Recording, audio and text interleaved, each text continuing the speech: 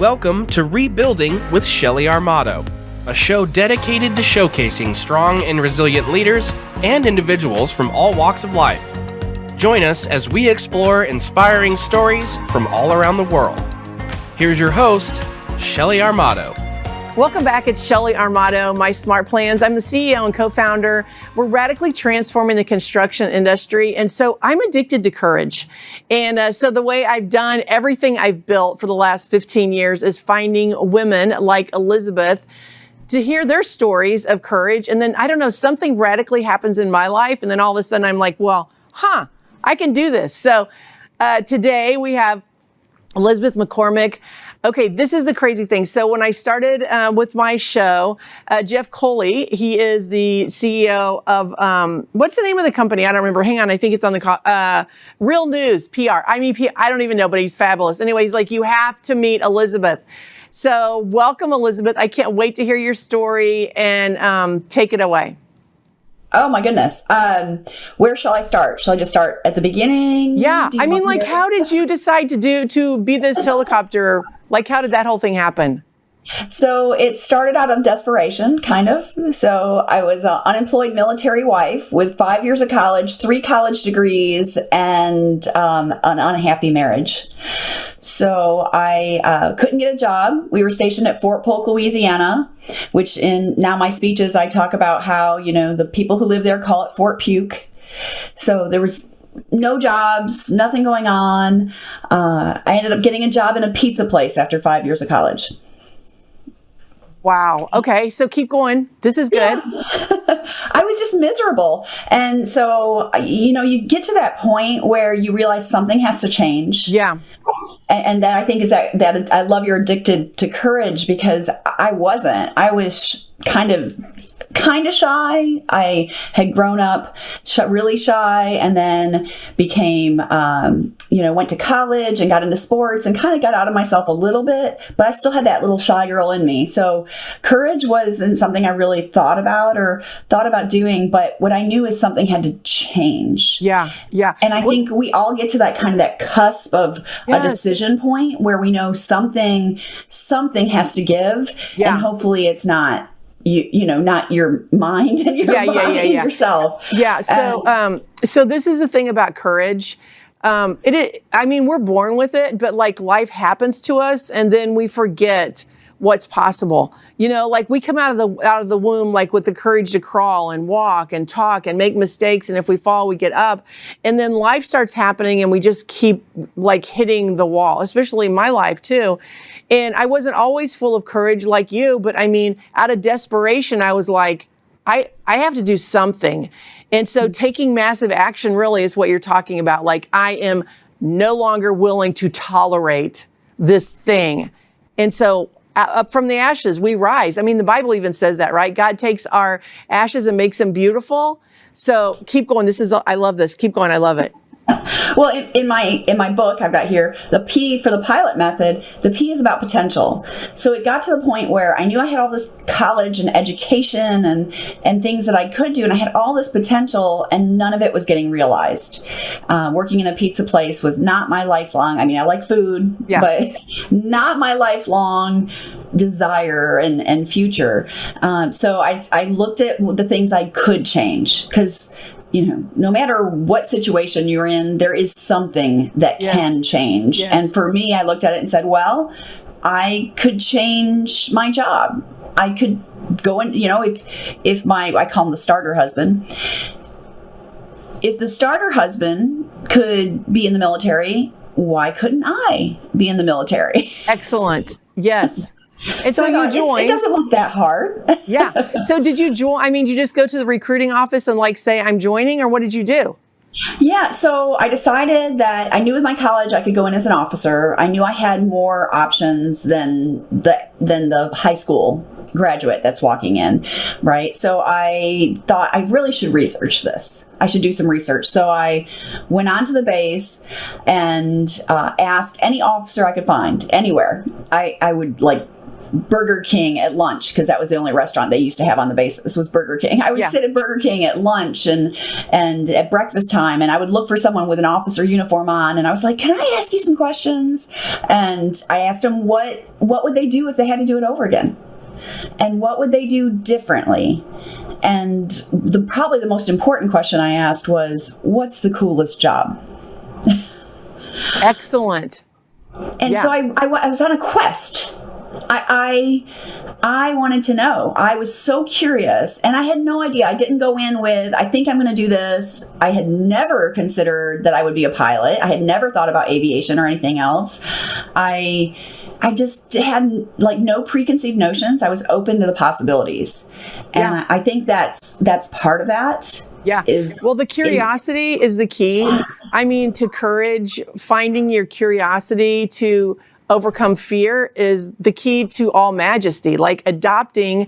So I do this thing called the Courage Coalition. It's a whole other story. But anyway, I bring in women who are willing to share their stories because, a lot of women are trying to be like, I am so perfect. Hello. I am so perfect.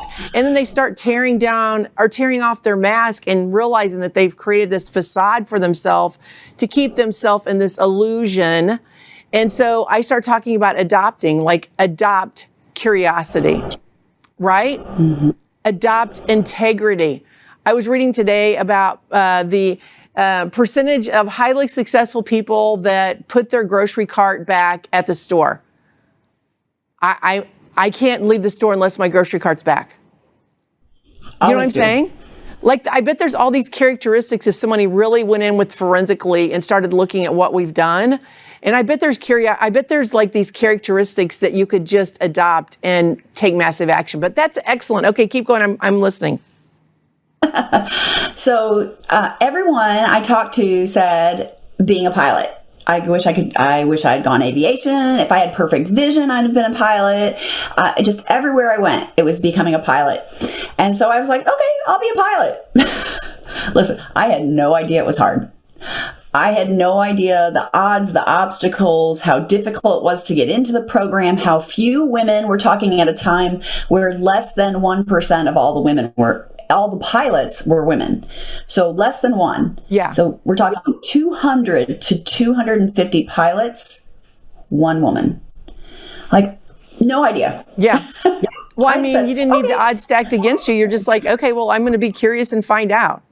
Fabulous. Okay, keep going. I had all this college, right? Yeah.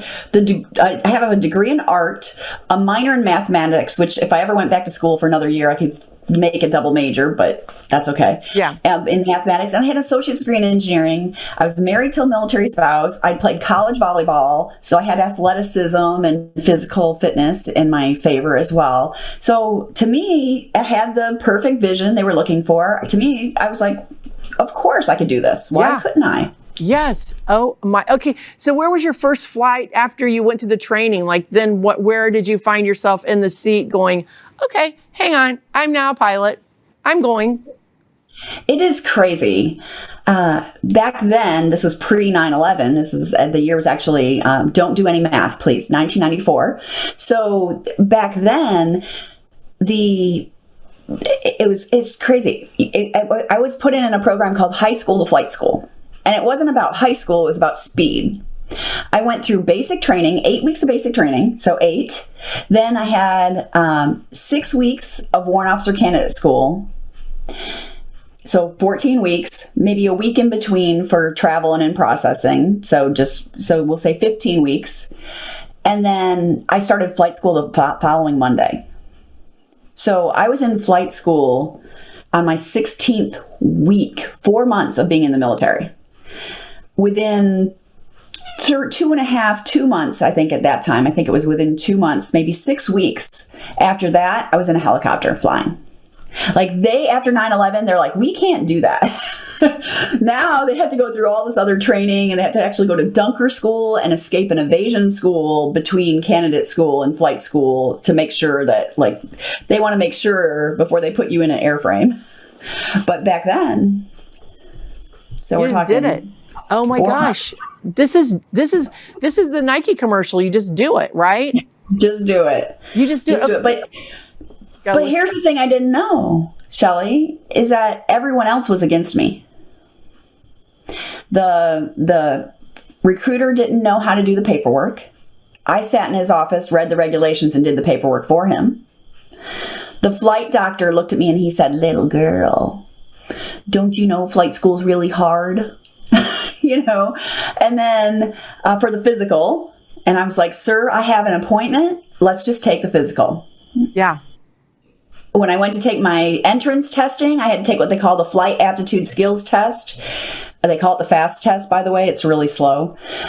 And I took that test, and the examiner issuing the test was like, "Young lady, don't you know it's really hard?" I mean, just everywhere I went, no one else believed. Yeah, I have experienced the same thing. When I started my company, I mean, I've been called a used tampon. I mean, my company has been referred to as a used tampon because we're disrupting all of the tall white boys in the industry. And I mean, I had one huge client pat me on my shoulder in front of all these men, and he's like, "Oh, honey, you can't handle all of our business." And I was just like, snap back, like, remove your hand from my shoulder, okay? Don't touch my shoulder. I mean, seriously? Because I mean, it was also the arm's length of like midsection. So touch my shoulder, reaction. You know what I'm saying? Like, I might have gone down instead of up. Well, my elbow was right at the total. Different target there. Sorry, yeah, no, it would have hit pretty. Yeah, that would have been so fun. I should have reacted like, I don't know. But anyway, yeah, I know. But we do it anyway, don't we? We just keep moving our feet. I get asked a lot by women that are in male-dominated industries now, and they're still, construction, Yes. manufacturing, male-dominated industries, and they're still struggling. Yes. And they're still struggling by a lot of that bias, some conscious, some unconscious. And they, when I speak to male and female audiences, I get asked, like, what do I do? What should I do? And I just like, you know what? You show up and you bring your absolute best every single day. That's right. And I they think can't that take also that away from you. Yeah, the comma behind that is laying on your back is not the way you're going to get where you're going. You know what I mean? Like women, we've been on our back a lot, frankly. I mean, past generations, you had to get on your back to get where it was like that was the favor card. You know what I'm saying? And now it's just like, oh, dude, I will walk all over you. Excuse me. You are standing still, walking around you. And that's what we've had to do because we as women have waited for permission, right? We don't need permission. No, we already have permission. Let's just declare that right now. We have permission as women to go and change the world. Well, and I like to say, I'm going to take my high heels and walk on your back to get where, so. I love that. Yeah. Because, men have hats. As women, I have a fondness for shoes. Not so much the last couple of years with the pandemic, but. Yes, I know. And we don't have to wear stilettos either. We can just wear, I have these red tennis shoes I wear most everywhere. And if I have a really important meeting, I'll put on something else, but I love my red tennis shoes because I got to get where I'm going and I'm not going to be in pain. So just get out of the way. You know what I'm saying? I have a nice chunky heel. I like a nice chunky heel on my shoes, but okay. Well, that works. Whatever you're more stable. Yeah, exactly. So what are you doing now after all of that resume? Where did it land you now? So I did almost 8 years in the military and stationed at did training at Fort Jackson, South Carolina, Fort Rucker, Alabama is where flight school is. We call it Fort Rucker, Mother Rucker, because you always go home to Mother for aviation. Went to Fort Drum, New York, did 2.5 years at the 10th Mountain Division, a pretty tough assignment. And then after that, got to Germany. And then while I was in Germany, I supported Kosovo peacekeeping operations and flew back and forth from Germany while the rest of my unit was in Kosovo. And then I was injured. It shouldn't have happened, completely preventable, negligent medical care, and lost my flight career. And they spent about a year trying to fix me, so I didn't fly for that year. And when you don't fly, you have to have a job. So my job was in logistics, inventory, procurement, contract negotiation, which gave me more than a year because I did that part-time while I was flying as well. But then I switched roles with someone who had it as a full-time job while they were trying to fix me. and got a job right away when I got out of the military. So I worked in corporate for 8 years. Oh my, okay. And in manufacturing. Manufacturing. Okay. In warehousing, in procurement, in contract. And my last job, I was the international contract negotiator, specializing for manufacturing, specializing in international markets. I mean, your resume. Oh, okay. So as a little girl, what was your imaginary play? You know what I'm saying? Like, I was a school teacher and I had imaginary students. What was your imaginary play? So I was an arty. I was very artsy, and I would sketch and design jewelry was my fun play. And then I thought I like to argue, so maybe I'll be a lawyer. So I would be the lawyer and like to argue and stand up for people that had been, unjustly accused. Yeah. And then my high school, college goal was to be an architect and combine the math and the art and kind of mix it all up and go into architecture. So I started designing and sketching buildings. So I had this creativity and I had this logic. Yeah. And, it kind of sometimes was at a struggle and a war with each other until I could figure out how to harness what I need when I needed it. I mean, brilliant. Okay. Have you ever done the wealth dynamics test?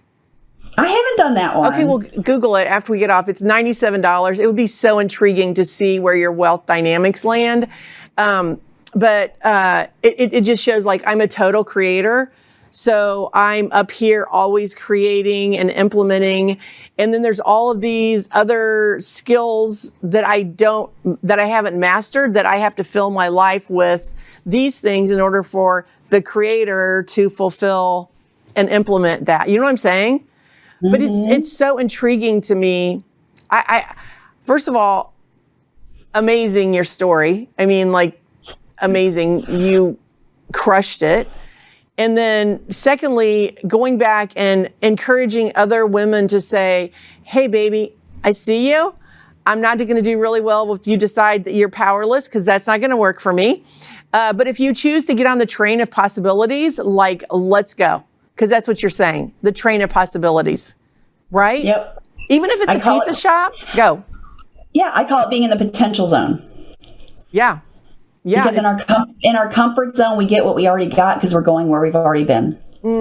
So true. So true. The familiar will kill us. Oh my gosh. Yes. But it's comfortable, and so many people stay in it. And I call that being like, there's so many people who live their life on autopilot. Yeah.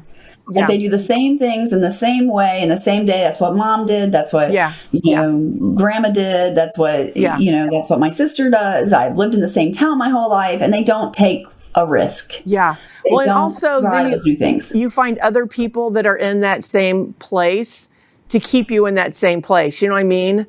Because it's like their complaint is your complaint, and then your friendship is then based on this familiar zone. So if you try to leave that relationship, that friendship is like, well, I really don't want you to leave, because what's that say about me? So it's like learning to soar, and that's the key to life, right? Just soar. I mean, like, let's go. Let's go change the world. And that's what you've done. Thank you. First of all. Okay, so what's your day look like now? What do you, let's see, I've written, so I started speaking I started speaking part-time while I was working on a corporate job, and I was involved with a network marketing company at that time. And even though I was working a full-time job, became very successful and a role model in that company. And they were like, what are you doing? So they invited me to come speak at their conferences instead of being in the audience. And I was like, oh, well, that's pretty cool. I'll never forget the first time I got one of those speeches. My mother was in the audience, and she was like front row right there, and cried and sobbed. I couldn't look at her. I couldn't look at her. And I was like, what were you doing afterwards? She almost made me cry. And she's like, you grew up so shy. And what I figured out is it felt so natural for me to be on stage, and I knew how to move, and I knew like how to react, and because I had that pilot experience, I could see everything. Like I had this hyper awareness of the audience and what was going on, and it just became a very powerful epiphany for me that maybe I could do this. Yeah, it's where you belong, right? I mean, you were being set up to set out. That's what I always talk about.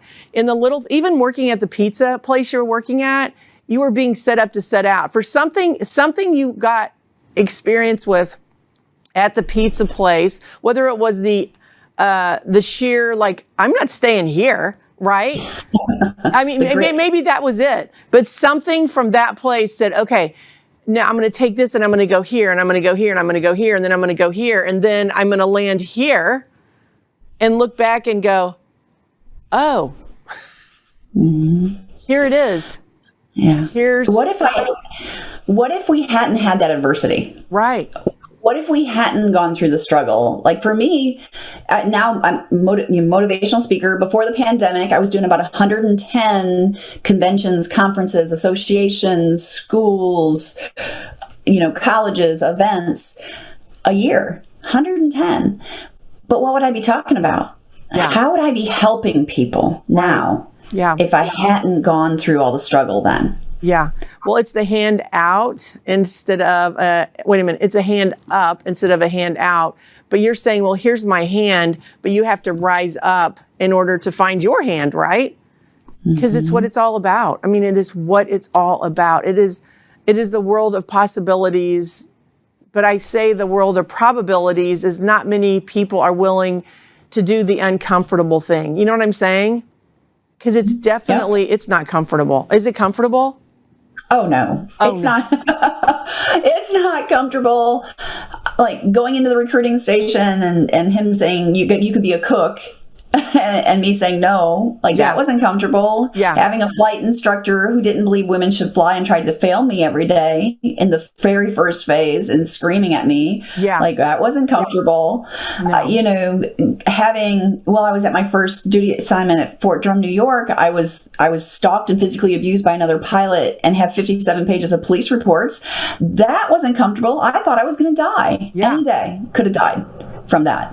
Yeah. And the guy, ended up in Germany, and then I, am finally succeeding and doing well and things are going good and I get injured. And I'm like, really? Really? Is this what really?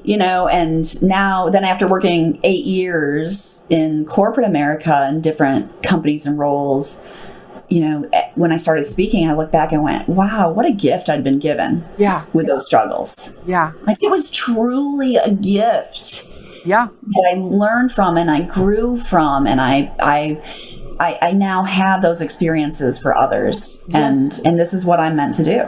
Yeah. I always, people ask me do you pray? And I go, this is how I pray.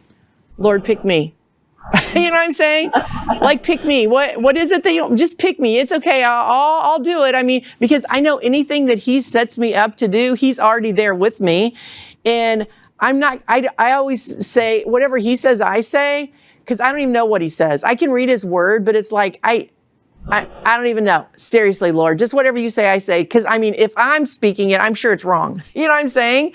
But it's just like my whole life looking back and being willing to be kind and I don't know. It's where I live. I love giving. I love giving a smile. I love the possibilities because that transforms everything I'm doing here, right? Taking the cart back transforms everything I'm doing here. I mean, making our hotel here. I cleaned the hotel before the cleaning lady's coming because when she walks in, she's not going to feel like, oh God, a pig was here. No, she's going to be like, who takes out the trash of their hotel room? I do.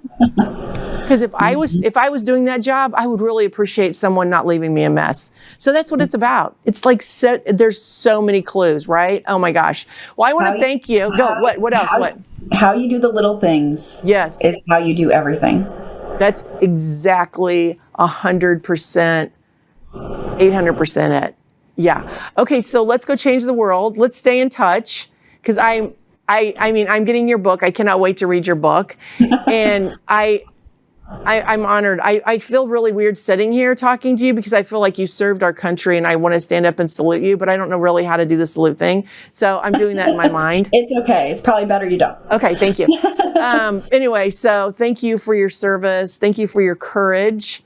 And thank you for your willingness to go out and tell the world. It wasn't perfect. It wasn't easy, but I did it anyway. Mm-hmm. Okay, how do people find you? Like, tell your contact. Yeah, so let's see, over here, Pilot Speaker on everything. Pilot Speaker. You search Pilot Speaker on any social media channel. It's on my website. It's everything. Pilotspeaker.com. Pilot Speaker is my handle. Pilot Speaker on Insta. Pilot Speaker on Twitter. Pilot Speaker on, you name it, Facebook. Okay. So you'll find me there. I'll send you a connection. My book's The Pilot Method. And if you go directly to pilotmethod.com, I'll send you a signed autographed copy versus buying it on another distribution channel. Okay. Well, thank you very much. Have a fabulous day. It's been a pleasure meeting you. Just like Jeff said, I would love you. Perfect. Jeff's usually right. Jeff is good. Yes, he's very much right. Have a great day. All right. Thank you. Thank you. Thanks for watching this week's episode, brought to you by MySmartPlans and Courage Coalition. For more information about our guest or other links, please see the description below. We'll see you next week on Rebuilding with Shelley Armato.